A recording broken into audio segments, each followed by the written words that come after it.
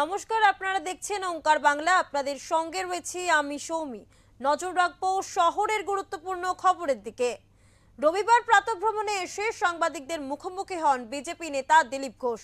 SSC একাদশ দ্বাদশের ইন্টারভিউয়ের তালিকা প্রকাশ। এছাড়া 100% নম্বর পেয়েও চাকরি পায়নি বহু পরীক্ষার্থী। এই প্রসঙ্গে তিনি বলেন, স্কুল চলছে না, টিচার নেই, যারা রয়েছেন তারা অন্য ডিউটি করছেন। যারা যোগ্য পরীক্ষা দিয়ে চাকরি পেয়েছেন তাদের প্রতি অন্যায় হচ্ছে। সব আটকে গেছে, স্কুলে টিচার নাই, স্কুল চলছে না, যারা আছে তারা অন্য ডিউটি করছে। তো আমাদের ছেলেমেয়েদের ভবিষ্যৎ কি হবে, এটা সবাই চিন্তা করতে হবে। যারা যোগ্য, একবার পরীক্ষা দিয়ে পাস করেছিলেন, চাকরি পেয়েছিলেন, তারা চাকরি থেকে ছাঁটাই হয়ে যাচ্ছেন। এটা তো ওদের প্রতি অন্যায় হচ্ছে। 10 বছর পরে আবার পরীক্ষা দিয়ে পাস করবেই এরকম নয়। তখন তারা প্রস্তুতি নিতেন, নিয়মিত পড়াশোনা করতেন পরীক্ষার জন্য। এটা হয়নি, কিন্তু নতুন লোক তার জায়গায় চাকরি পেয়েছে। তো তাদের ভবিষ্যৎ নিয়েও চিন্তার বিষয় আছে। তো পরীক্ষা ব্যবস্থার প্রতি হয়তো লোকের বিশ্বাসটা চলে যাবে।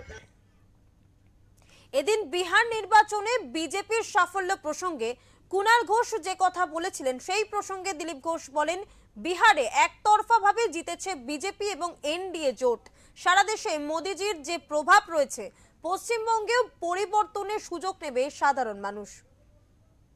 না, ভয় পাচ্ছেন ওনারা যে বিহারে যেভাবে বিজেপি এবং এনডিএ জোট জিতলো একতরফা, সারা দেশেতে মোদির যে প্রভাব আছে এবং এখানে টিএমসির যে অনাচার অত্যাচার, তো মানুষ এই একটা সুযোগ নেবে এখানে পরিবর্তনের জন্য। এসআইআর এর প্রতিবাদে মমতা বালা ঠাকুরের নেতৃত্বে ঠাকুরনগর ঠাকুরবাড়িতে মতুয়াদের আমরণ অনশন চলছে। এই প্রসঙ্গে দিলীপ ঘোষ বলেন, এসআইআর এর বিরুদ্ধে কতজন মতুয়া রয়েছেন? বেশিরভাগ মতুয়া সমাজ বিজেপির দিকেই রয়েছে। এসআইআর মতুয়া কতজন আছেন এই অনশনের পক্ষে? বেশিরভাগ মতুয়া সময় তো বিজেপির দিকেই আছেন। তারা সিএ নিয়ে খুশি, তার জন্য তারা নাম রেজিস্ট্রি করছেন। এসআইআরে যাতে তাদের কোনো সমস্যা না হয় সেটাও সরকার দেখছে। কিছু লোক টিএমসির যারা যে এমপি এমএলএ আছেন তাদের নিজের লোকেরা তারা এটা করছে। মতুয়া সমাজ বলে কিছু নেই। এসআইআর বিরোধিতায় মতুয়া মঞ্চে বারবার হাজির দিচ্ছেন বাম কংগ্রেস নেতারা। এদিন এই প্রসঙ্গে দিলীপ ঘোষ বলেন, বাম কংগ্রেস আশ্রয় খুঁজছে মতুয়াদের ছাতার নিচে, কারণ মমতা ব্যানার্জি মতুয়াদের ব্যবহার করে ক্ষমতায় এসেছিলেন। বাম কংগ্রেস আশ্রয় খুঁজছে মতুয়া ছাতার তলায়, কারণ টিএমসি মমতা ব্যানার্জি মতুয়াদের ব্যবহার করে ক্ষমতায় এসেছিলেন। তো বুঝতে পেরেছেন যে মতুয়ারা তাদের জন্য কেউ কিছু করেনি। নাগরিকত্ব দেওয়ার ব্যাপারটা আমরাই বলেছি এবং আমরাই আইন পাস করিয়েছি। আর যাতে এসআইআর এ তাদের ভোটার হিসেবে থাকতে পারেন তার জন্য প্রভিশন আছে।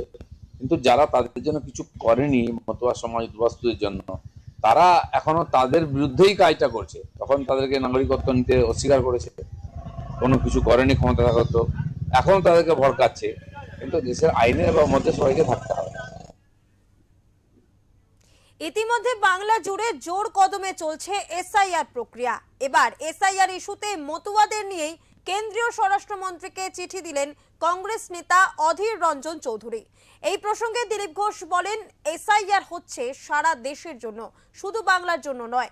সব রাজ্যে কিছু না কিছু সমস্যা থাকে। এখানে ছিটমহলে সমস্যা রয়েছে কাগজপত্র নিয়ে, তা সরকার দেখবে। এছাড়াও তিনি কি বলেছেন শুনবো। সারা দেশের জন্য, শুধু বাংলার জন্য নয়। সব রাজ্যে কিছু না কিছু প্রবলেম থাকেই, সেটা আলাদা সমস্যা। সমাজ এখানে আমাদের ছিটমহলে কিছু সমস্যা আছে, তাদের কাছে কাগজপত্র নেই, সেটা আলাদাভাবে সরকার দেখবে। কিন্তু সারা ভারতবর্ষে যে 140-45 কোটি মানুষ আছেন, তাদেরকে এই সিস্টেমের মধ্যে থাকতে হবে। তার মধ্যে যারা ভোটার আছে, গত ইলেকশনে ভোট দিয়েছেন, তাদেরকে এসআইআর ফর্ম ফিল আপ করতে হবে। রাজ্যপাল বনাম কল্যাণ বন্দ্যোপাধ্যায়ের সংঘাত নিয়ে দিলীপ ঘোষ বলেন, কল্যাণ বন্দ্যোপাধ্যায় মাঝে মাঝেই উৎপটাং কথা বলে খবরে আসেন, নিজের পার্টির নেতা মন্ত্রীদের সাথে ঝগড়া করেন। এসব কথার কোনো মানে হয় না। কল্যাণ ব্যানার্জি মাঝে মধ্যে উৎপটাং কথা বলে একটু খবরে আসেন, কোথাও না হলে নিজের পার্টির মধ্যে ঝগড়া করে দেন, নিজের এমপিদের সঙ্গে ঝগড়া করে উনি খবরে থাকতে ভালোবাসেন। এইসব কথার কোনো মানে হয় না। বাকি রাজ্যপাল আছেন, তিনি দেখবেন ব্যাপারটা।